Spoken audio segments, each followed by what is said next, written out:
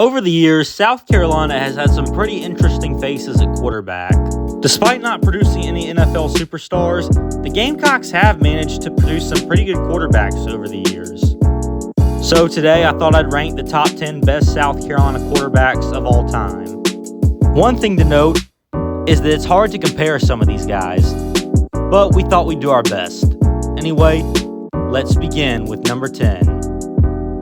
At number 10, I have Mike Hold. Mike Hold started out his career at a junior college in Arizona before eventually transferring to South Carolina. The first big play he ever made was early in the season against a ranked Georgia team where he threw a massive bomb downfield, which would put the Gamecocks in great field position. The very next play, Hold would take it on himself and call his own number and score the game-winning touchdown. In their last regular season game of the season, Hold would have a very similar moment where, again, he'd throw for a major bomb downfield, putting the Gamecocks in great field position. A few plays later, Hold would then call his own number, again, to score the game-winning touchdown. Hold once on himself. Touchdown!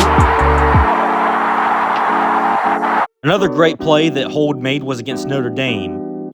Carolina had never beat the Fighting Irish before, but Hold managed to make a great run downfield where he ended up scoring the game-winning touchdown to win the game for the Gamecocks and defeat the Fighting Irish for the first time in school history.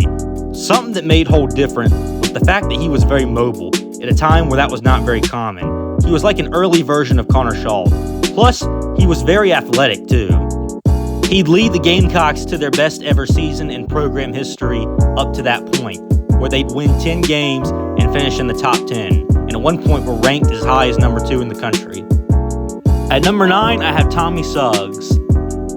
Suggs was actually a major part of South Carolina's 1969 ACC championship team.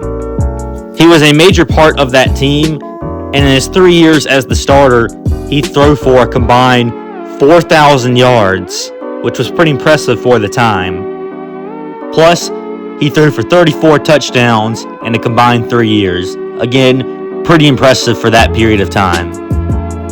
He was also a major part of making 2001 a thing at South Carolina, as he had encouraged them to do it. Today, he has become a radio analyst for South Carolina and has done that for a very long time. But like I said earlier, what he's most remembered for is being the quarterback for the 1969 ACC championship team, which was South Carolina's first and only ever conference title in football. At number 8, I have Phil Petty. When Phil Petty first came to Columbia, his first 2 years with the Gamecocks were very disappointing for the team, as they went a combined 1-22 in a 2-year period. However, once Petty took over as the starter his junior year, things quickly started to change. They went 8-4 in 2000, and then in 2001 went 9-3, which was their second best season in school history up at that point. And at that point was one of the biggest turnarounds in the history of college football. He led them to back-to-back bowl wins in the Outback Bowl over Ohio State. He had a really good winning percentage, especially for South Carolina quarterbacks at that time. At number 7, I have Dylan Thompson. Thompson was only a 2-star coming out of high school and was the backup to Connor Shaw. However, when Connor Shaw got hurt going into the Clemson game, Thompson would take over and would be the starter for the game and would throw for 3 touchdowns and lead the Gamecocks to a major win over the 11th ranked Tigers. He also went in the Outback Bowl when Connor Shaw got hurt again and threw for 2 touchdowns, including the game winner. This got people excited for when he would start when Connor Shaw would eventually graduate, which would happen. 2 years later, Connor Shaw would graduate and Thompson would take over as the full-time starter as a senior. He'd actually throw for 4 touchdowns in week 1 against Texas A&M and 3 touchdowns in a huge win over number 6 Georgia. Even though the Gamecocks would sort of regress that year and go 7-6, he would still have one of the best single seasons of any South Carolina quarterback, throwing for 26 touchdowns with 11 interceptions and over 3,000 yards passing. At number 6, I have Steven Garcia. Garcia was a highly rated 4-star quarterback coming out of the state of Florida and would commit to Steve Spurrier and the Gamecocks. He'd sit on the bench as a backup his freshman year, but would then take over in 2009. In his third start, he'd lead the Gamecocks to a huge win over number 4 Ole Miss, their first top 5 win at home. That year, he'd throw for 17 touchdowns with 10 interceptions and over 2,000 yards of passing. And the following year, Garcia would only get better. Early in the season, he'd throw for 3 touchdowns and a huge win over number 1 Alabama, who were the defending national champions. Garcia would throw for 20 touchdowns and 3,059 yards. He would lead South Carolina to a successful 9-3 regular season record and would lead them to the SEC championship for the first and only time in program history. Unfortunately, though, things from there would actually get worse for Garcia, as in 2011, the following year, he'd only throw for 4 touchdowns and throw for 9 interceptions, and would also be benched and then get dismissed from the team for off-the-field issues. Now he runs a quarterback camp in Florida, and although he finished his career kind of rough at South Carolina, he is still remembered as a Carolina legend. At number 5, I have Todd Ellis. Ellis was a highly rated recruit coming out of the state of North Carolina and would commit to Joe Morrison and the Gamecocks. He would take over in 1986 and would throw for 20 touchdowns with over 3,000 yards passing. The following year, he'd throw for over 2,000 passing yards and would throw for 10 touchdowns and lead South Carolina to a very successful season in 1987. He'd slowly start to get a lot of attention and would be a major part of some of those teams that Joe Morrison had in the late 80s. He'd throw for 9 touchdowns in 1988, again throwing for over 2,000 yards, and leading the Gamecocks to another decent year. In 1989, under a new head coach, he had already thrown for 10 touchdowns late in the season, but unfortunately would face a major setback as he would break his leg and would miss the last 3 games of the season, and that would end his career. It really did suck because he had already thrown for 9,000 yards in his 4 years and probably would have finished with 10,000 yards. Regardless, though, he is still South Carolina's all-time passing leader, throwing for over 9,000 yards of passing. Unfortunately, in the NFL, he only ever threw for 1 pass, though. Despite this, he is still remembered as a Carolina legend. At number 4, I have Spencer Rattler.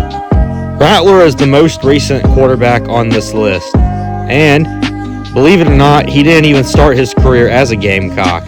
He started out at Oklahoma, where he was a 5-star recruit coming out of high school, and he would commit to Lincoln Riley and the Sooners. His first year there, he'd do great, but his second year, he'd struggle. After that, he'd transfer to South Carolina and was immediately named the starter the moment he transferred. He'd struggle in the first half of the season. However, in the second half, he'd get it together, and he would end up throwing for 18 touchdowns with 12 interceptions and over 3,000 yards of passing. The best game of his career came against number 5 Tennessee, where he'd throw for 6 touchdowns and over 400 yards of passing, and would lead the Gamecocks to a massive 63-38 blowout win over the 5th-ranked Volunteers. This was South Carolina's first top 5 win since 2019, and it would break the school record for most passing touchdowns in a game. The following week, Rattler would lead the Gamecocks to a huge win over number 9 Clemson, where he'd throw for 300 yards, 2 touchdowns, and have 1 rushing touchdown on the ground. He'd also play pretty good in their bowl game against Notre Dame, even though they fell short in that matchup. Unfortunately, the next year, the Gamecocks would regress, and Rattler wouldn't have much to work with, as he had no O-line and only 1 wide receiver to really throw to. But despite this, he'd still again throw for over 3,000 yards of passing with 19 touchdowns and 8 picks. I know the touchdown-interception ratio might not be very impressive, but again, he had very little to work with, and he threw for over 3,000 yards. He would have done a lot better if he had had more to work with, and he would get drafted to the NFL despite all that. And he'd start a few games for the New Orleans Saints. Of course, he did mostly look average at best when he played, but still, he has a lot to learn and could eventually develop into a pretty solid NFL quarterback. At number 3, I have Anthony Wright. Anthony Wright oftentimes is forgotten and is incredibly underrated. He sat on the bench his freshman year and threw for 2 touchdowns with just 1 pick, then took over in his sophomore year and threw for 8 touchdowns with 6 interceptions and over 1,000 yards of passing. Then, his third year there would be his biggest, as he threw for 18 touchdowns with only 5 picks and again throwing for over 2,000 yards of passing. He'd then throw for another 10 touchdowns the following year. Unfortunately, he'd get the same kind of curse that Spencer Rattler got, as he'd play on a bunch of very bad teams, as the best team he played on ended up being a 6-5 team. He would actually play in the NFL for a good period of time, and although he wasn't very good, he still managed to hang in there for a very long time. At number 2, I have Steve Tannehill. Tannehill was originally a highly rated 4-star quarterback coming out of the state of Pennsylvania and would commit to the Gamecocks. The game that would put him on the map would be the Clemson game his freshman year, where he'd play great and would lead the Gamecocks to a major victory over their in-state rival, snapping Clemson's 4-year winning streak over the Gamecocks, where this iconic picture was taken. He wouldn't do a whole lot his sophomore year, but then his junior year would have a major bounce back, as he'd throw for 18 touchdowns with only 5 interceptions and over 2,000 yards of passing, and would actually lead South Carolina to their first ever bowl win in program history.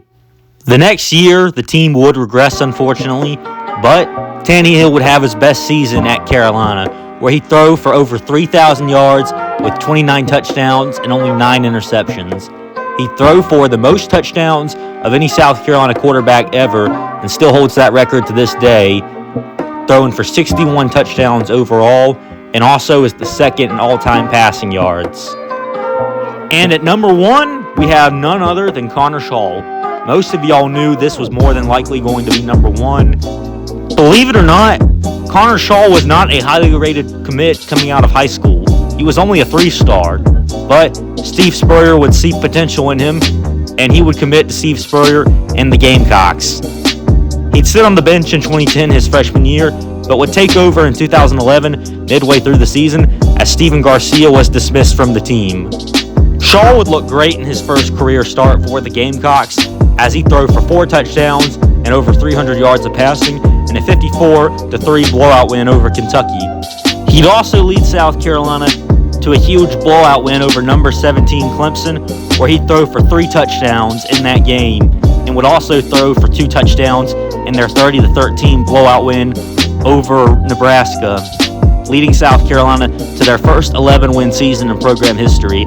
He finished that year with 16 touchdowns and only 6 interceptions, with 9 rushing touchdowns. He showed a lot of flash on the ground and was very mobile. He'd throw for 17 touchdowns and 7 interceptions the following year, and would lead South Carolina to their second consecutive 11-win season and their second straight bowl win. He'd throw for 2 touchdowns in a blowout win over Missouri. He'd also throw for another 2 in a blowout win over Kentucky, and another 2 touchdowns in a huge blowout win over number 5 Georgia. He'd also throw for 2 touchdowns in the bowl game, which unfortunately he did get hurt in late in the game.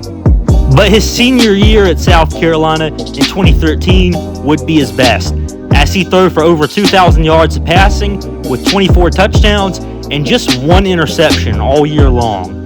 It's crazy to think that he only threw for 1 interception all season long. He threw for 3 touchdowns in a blowout win over Arkansas.